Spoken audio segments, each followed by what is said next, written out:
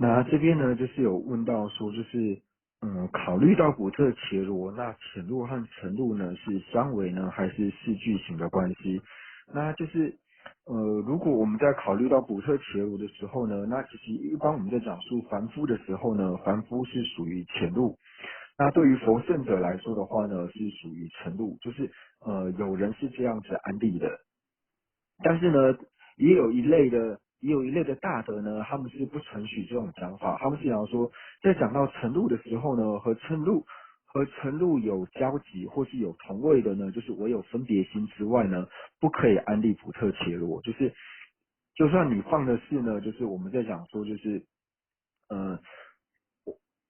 我们在讲说，就是普特伽罗，就是我们在讲说事项，就是普特伽罗事项的这个意识呢，有人把它安顿为就是凡夫的这个势力，凡夫事项的这个意识呢，有人把它安立为前路，但是呢，有一派大德呢说是不可以的，因为只要是前路的话呢，它就一定要是分别心，所以凡夫呢，他没有办法安立为前路，就是有这样子的差异在。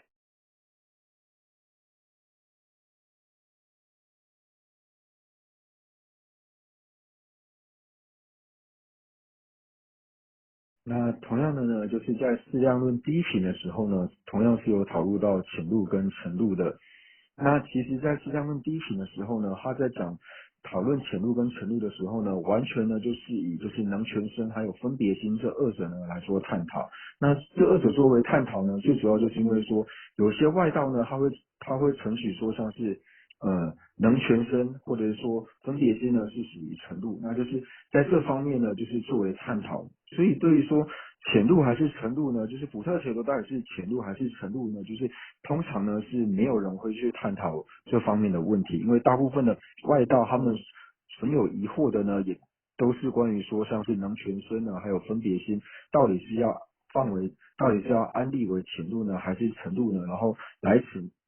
对这两点呢，然后来做探讨的。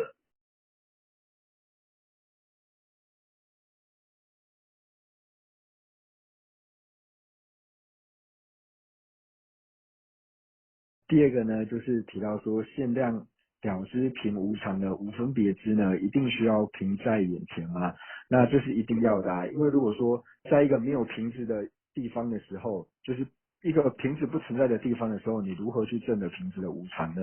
所以你要用限量呢，就是了知平无常的无分别知呢，那一定是要有瓶子的地方呢，你才能够去证得。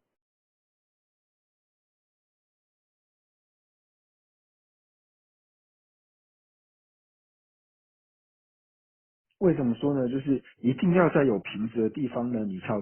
办法证得瓶子的无常呢。因为呢，你要证得瓶子的无常的时候呢，你一定要证得瓶子刹那刹那转变的这个特性。那如果说这个地方连瓶子都没有的话呢，你如何证得瓶子刹那刹那的特性呢？就像说，我们如何去根本就没有办法证得兔子脚刹那刹那的这个特性，所以我们没有办法证得兔子脚的无常，道理是一样的。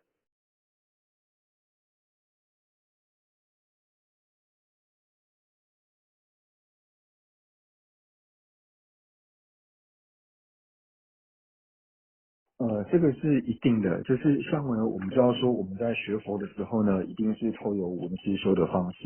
那文呢，我们知道说它是思察式，那这个思察式呢，它就一定是分别心。那思是属于就是思呢就有量的部分。那等到修的时候呢，就是产生现前的时候呢，就是修，所以一定是呢从分别心呢，然后慢慢转变为现前的一个过程，就如同文思修一般。